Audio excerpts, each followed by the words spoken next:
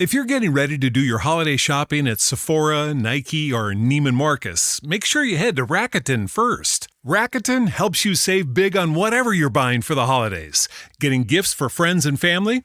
Get some cash back for yourself. Plus, save on festive home decor, party outfits, and that trip to see your fam. With Rakuten, you can earn cash back on top of the biggest sales of the season, so you get the most savings. And it's easy to use. Just start your shopping at Rakuten.com or use the Rakuten app, and you'll get your cash back payments through PayPal or check. Rakuten partners with over 3,700 stores. The stores pay Rakuten for sending them shoppers, and Rakuten shares the money with you as cash back. Join for free at Rakuten.com and get the Rakuten app. That's Rakuten. It's a holiday story. It's a family story.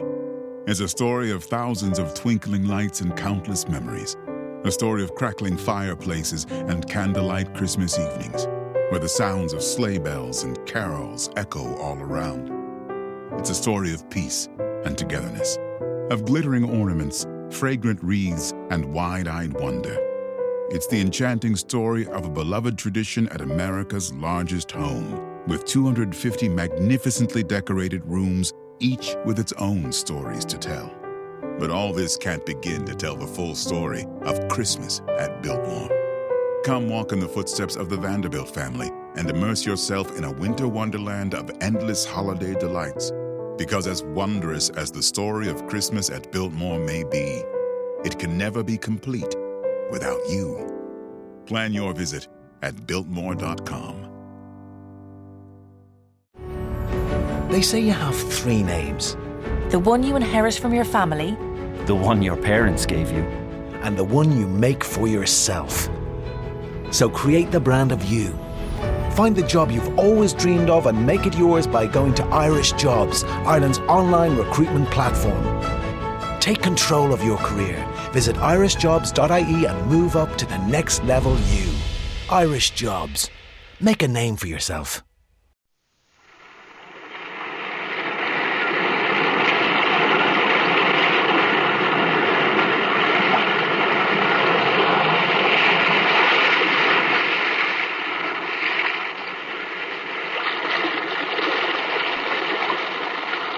The weird circle. In this cave by the restless sea, we are met to call from out of the past stories, strange and weird. Bellkeeper, toll the bell, so that all may know we are gathered again in the weird circle.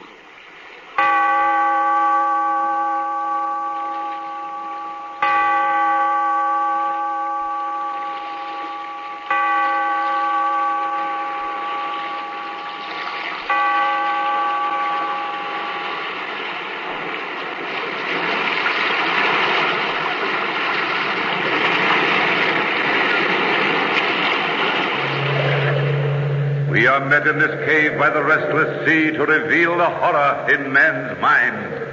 Listen to the weird circle.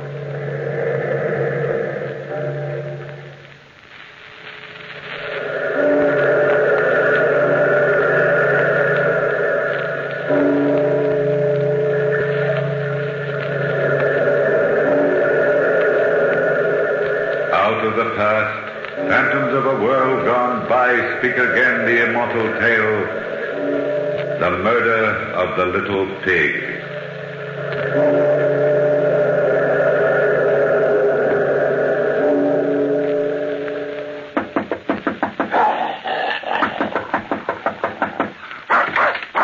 Down, Coquette. Down, I say. Now go to your corner. Welcome in, Monsieur Lehan. This is a surprise. Excuse my dropping in like this, Monsieur Lecoq, but I must see you. Oh, yes, of course. It's a pretty tough customer you got there. Coquette? Oh, she's only bluffing. Please make yourself comfortable. Now, Coquette, stay in your corner. Coquette? Isn't that the dog that was the principal witness in your last case? Yes, and if she only could have talked, I would have not had such a difficult time. But you've come to see me about something, my friend. What is it? Well, you know, Lecoq, I've been plaguing you for years to let me write up some of your interesting criminal cases. You know, are probably the most popular citizen of Paris. Oh, no. Oh, yes, you are. Certainly the greatest detective of our time. Why, people weigh your least word. Just imagine how they devour one of your stories, fictionized. But... Now, you aren't putting me off any longer. My paper says get Lecoq's stories or get out. You don't want to see me lose my job. Oh, hardly. All right, my young friend Lehan. You bearded me at last in my own den. But I've known a lifetime of crime. Where would I begin? Well, what about your last case, which involved the dog, Coquette? Indeed, why not? That was a baffling mystery. It had a strange, unearthly element, which has never been explained. And it centered around a very pretty woman. Well, it sounds made to order. And, by the way, how did you happen to acquire the dog? Well, that's part of the story. We'll come to that. Now, let me think a bit about this story. Maybe I should refer to my notes. It's file number 23. Yes, and here it is. The murder of the little pig. Well, does one murder pigs? This kind, monsieur. You know how Parisians are. They're forever giving names to people whose appearance or personality reminds them of animals. In French criminal history, we've had the wolf, the fox, the rabbit, the leopard. That's true. And the little hairdresser, Henri Coudray, was called the little pig. Well, it was past midnight when I received word to hurry to the Rue Batignolles. That murder had been done. When I arrived, the police commissioner took me to the scene of the crime. And there on the bedroom floor, the body lay in the position in which it had fallen. Well, there's little for you to do in this case, Lecoq. Old Henri Coudray, called the Little Pig, has been stabbed to death. And we know who the murderer is. Oh, well, that's pretty fast work, isn't it? Or was the murderer caught in the act? No, the murdered man himself enlightened us. Look. Look there on the floor beside the body. Say, that's a name written in blood on the parquet floor. It's a gruesome sight, isn't it? What is the word? It's M-O-N-I-S. Monish, the first half of the name Monistro, nephew of the murdered man. The Little Pig died before he could finish the name, but he gave us enough. You see, Jean Monistro is the sole heir to Coudray's large fortune. What a cinch of a case. You think the old man started to write the name of his murderer in his own blood? What else is there to think? Well, I don't know. Have you noticed the expression on the face of the corpse? Death must have been instantaneous because Coudray died calm and smiling. His assailant must have been known to him. Of course Coudray knew his own nephew. Yeah, but only a hope of revenge could have given so much energy to a dying old man. Imagine how desperately he would struggle to write the name. Why, every split second would count. He knew his life was expiring. And have you noticed something else, Commissioner?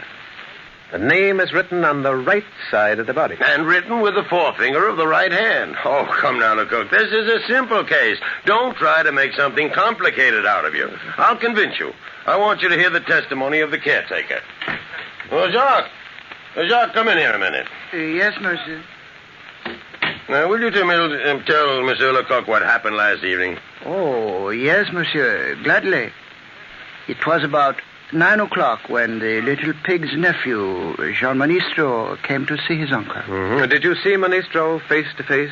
Well, no, monsieur. You see, my apartment is on the first floor. Yeah. And John had already started to walk up the stairs when I looked out my door. Oh, so then you only saw the man's back?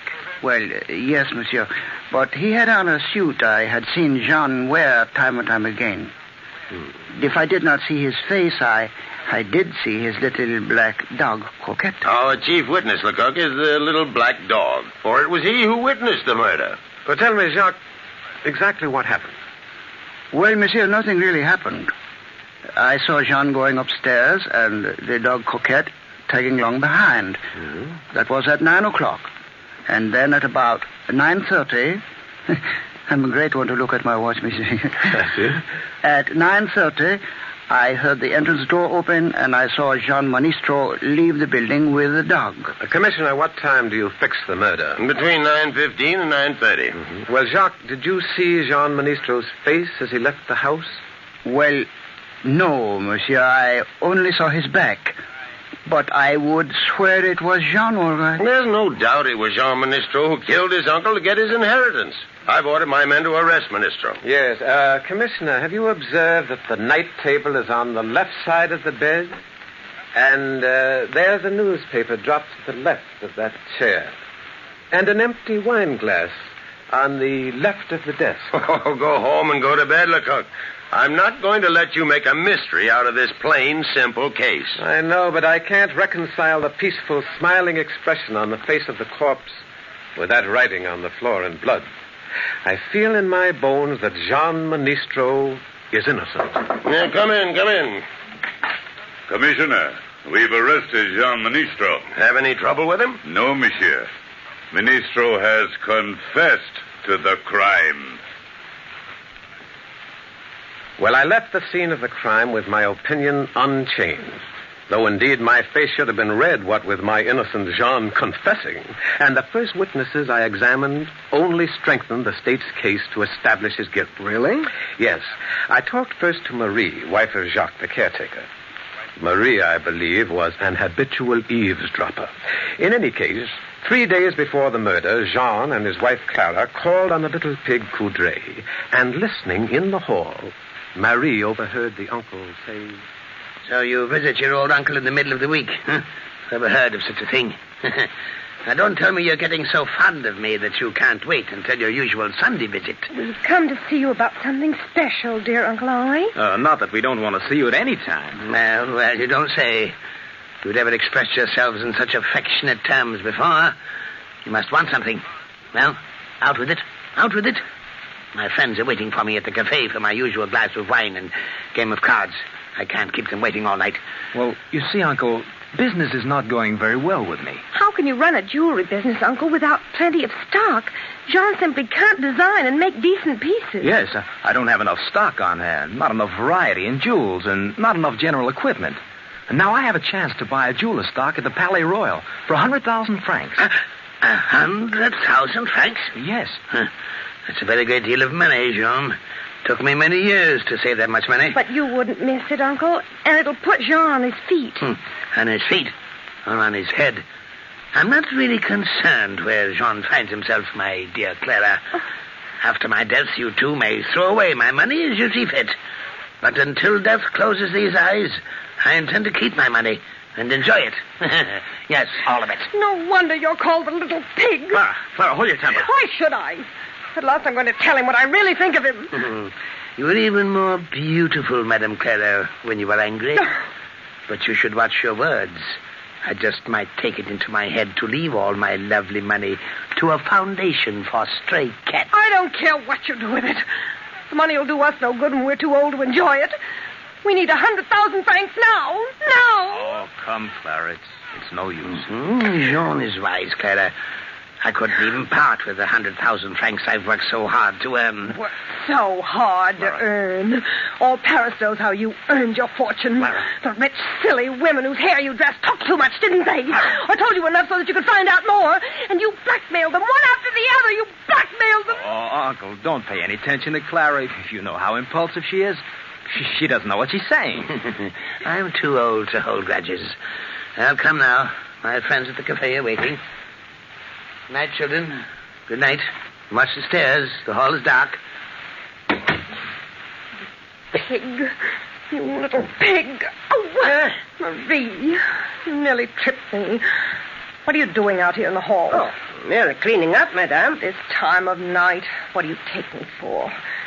Well, I'm glad you know now what kind of a man dear Uncle Henri is. Come along, Clara. You've said enough. Marie, when you bring up Uncle's cafe au lait in the morning, put a little arsenic in it for me, will you? Go on, madame, how you talk. Well, I hate the little pig. I'd kill him if I could. Come, Clara, come. You shouldn't say such things.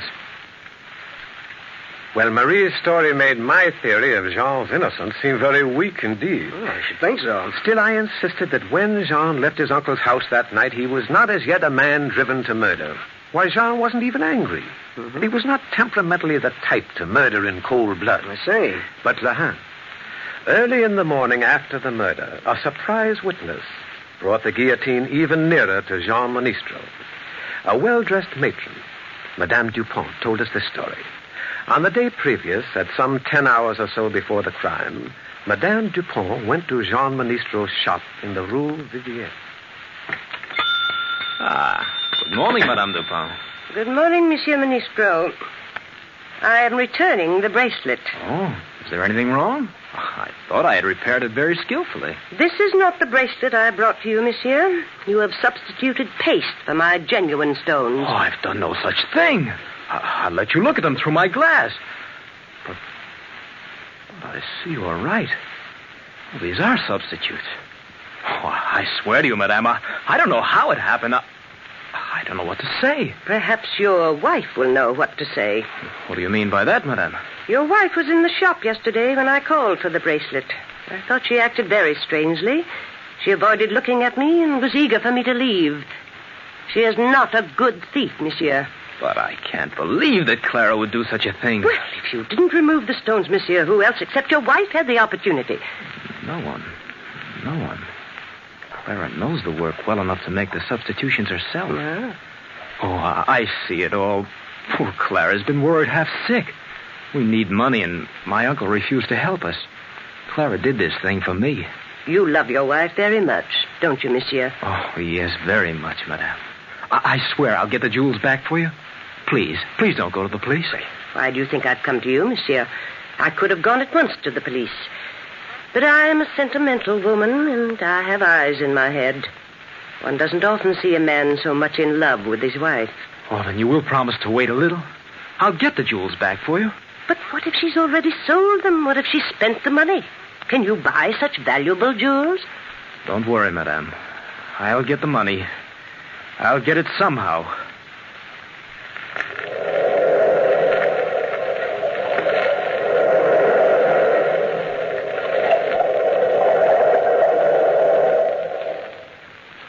And so you see, Lahan, Madame Dupont furnished the state with the strongest possible motive in the case against Jean Ministro. Yes, I see. But doubt as to his guilt persistently tugged at my mind.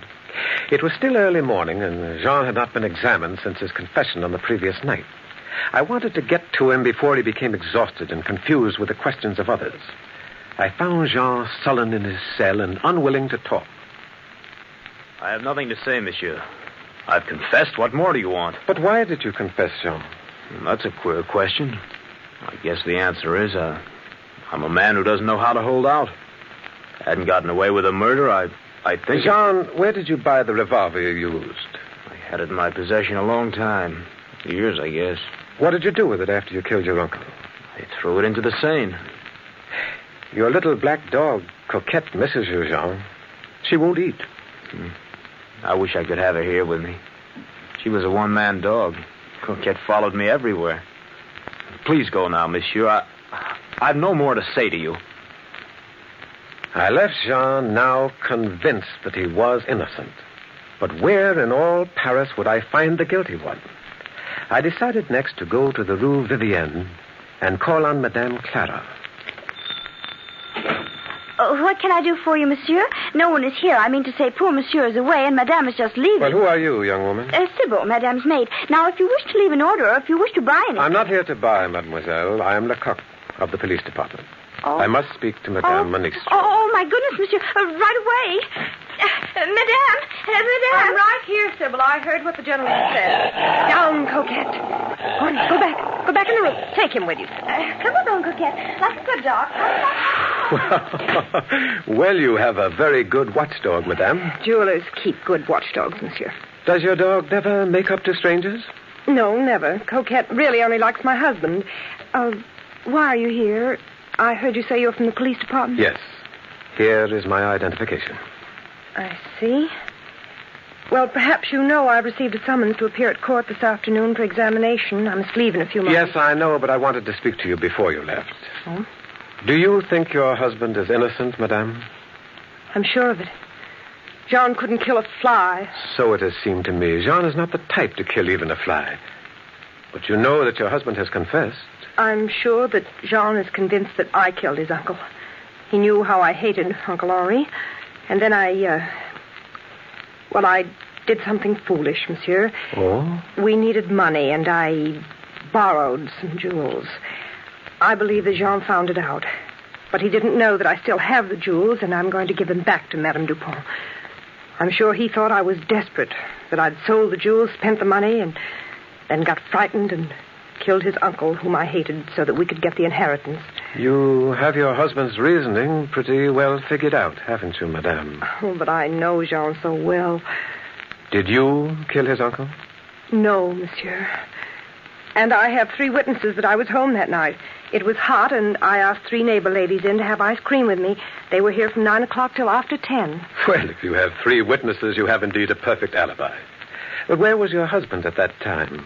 Well, it's quite unfortunate, but Jean went to see a workman about making some artificial pearls. Everything was unlucky that night for Jean. The workman wasn't at home. And I haven't been able to find anyone who saw Jean all evening. What time did he leave the house? About 8:30. And he came home about 10:30. I know what you're thinking. Jean was away at exactly the right time for him to have gone to his uncle's apartment and killed him and returned. But I know Jean's innocent. I know it. Where was the dog during the evening? Coquette? It's a funny question. Well, I didn't notice where the dog went. Still, I believe Coquette followed her master. Yes, I'm sure she must have followed Jean. Lahand, Madame Clara was from first to last a mystery to me.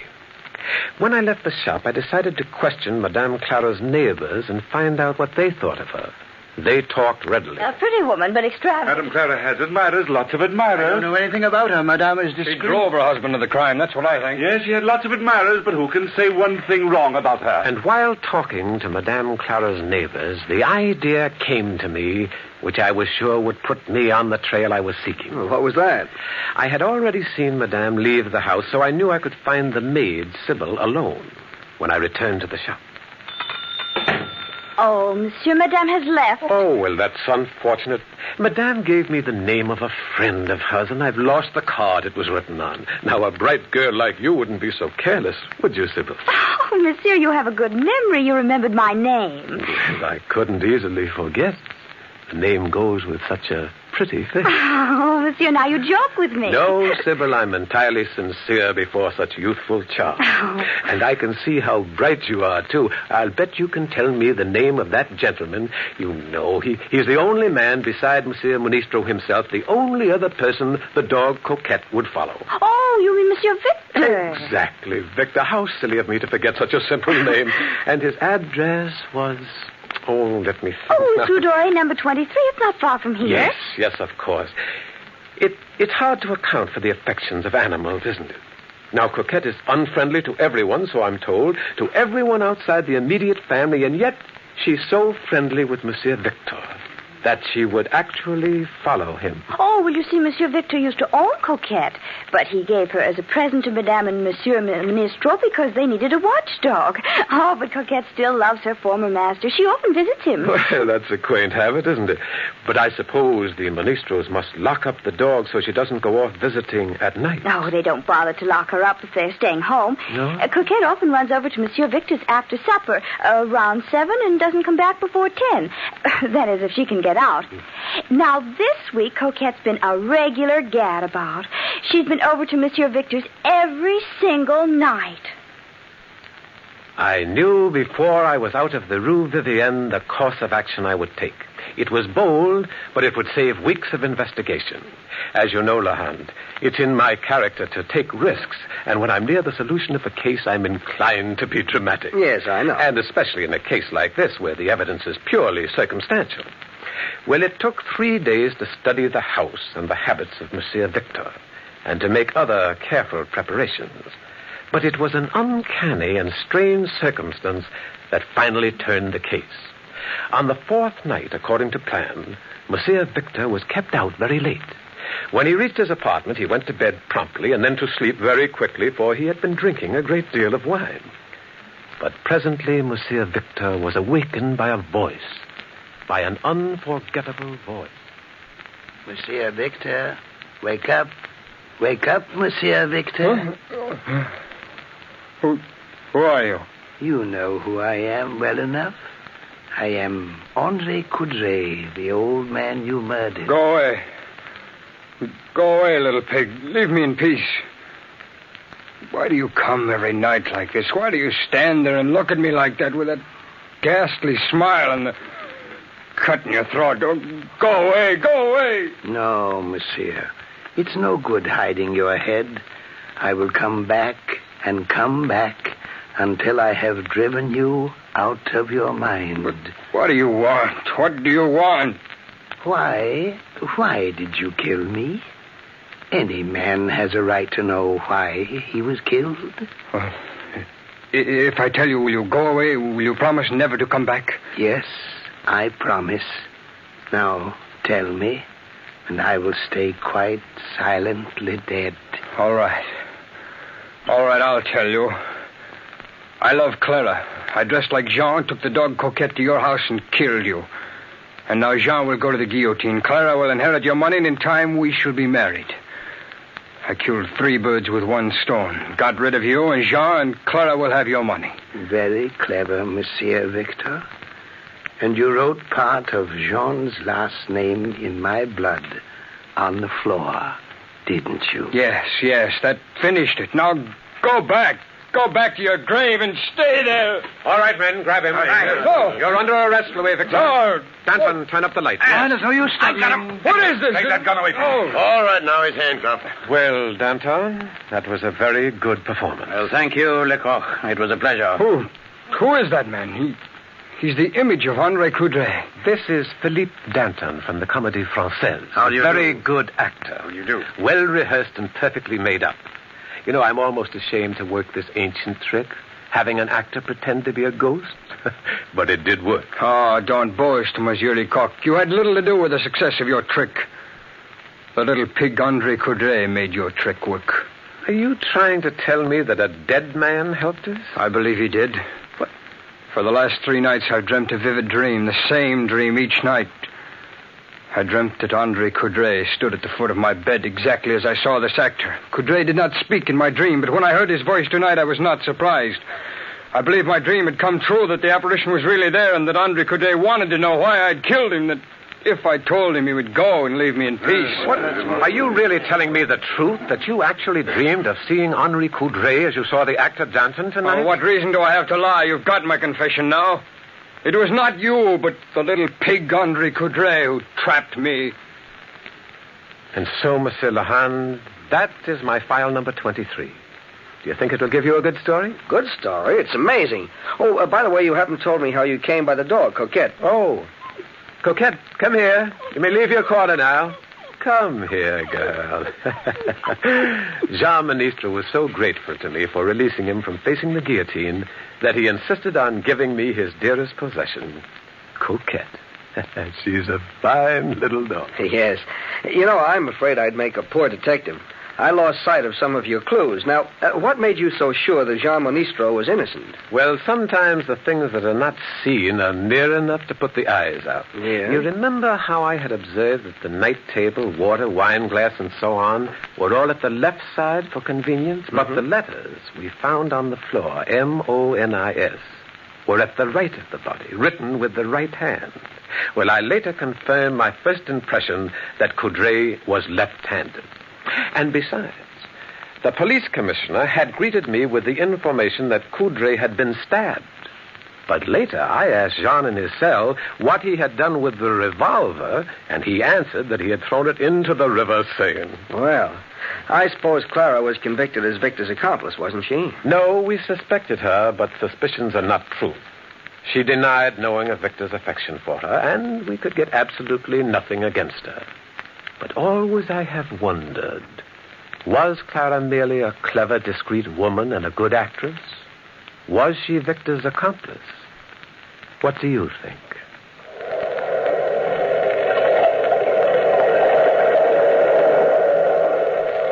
From the time-worn pages of the past, we have brought you the story, The Murder of the Little Pig. Bellkeeper! Toll the bell!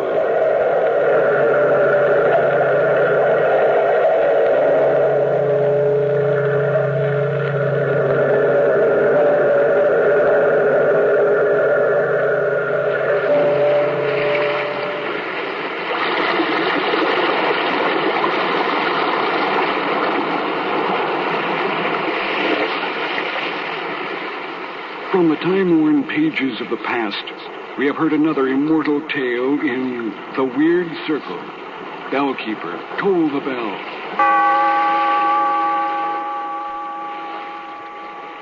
here in this lonely cave by the restless sea once again next time for another immortal tale in The Weird Circle. Hey guys, it is Ryan. I'm not sure if you know this about me, but I'm a bit of a fun fanatic when I can. I like to work, but I like fun too. It's a thing. And now the truth is out there. I can tell you about my favorite place to have fun. Chumba Casino. They have hundreds of social casino style games to choose from with new games released each week. You can play for free anytime, anywhere. And each day brings a new chance to collect daily bonuses. So join me in the fun. Sign up now at ChumbaCasino.com. No purchase necessary. VGW. Void where prohibited by law. See terms and conditions. 18+. Lucky Land Casino, asking people, what's the weirdest place you've gotten lucky? Lucky? In line at the deli, I guess? Aha, in my dentist's office. More than once, actually. Do I have to say? Yes, you do. In the car before my kids' PTA meeting. Really? Yes. Excuse me, what's the weirdest place you've gotten lucky? I never win and tell. Well, there you have it. You can get lucky anywhere, playing at LuckyLandSlots.com. Play for free right now. Are you feeling lucky? No purchase necessary. Void where prohibited by law. 18+. Terms and conditions apply. See website for details.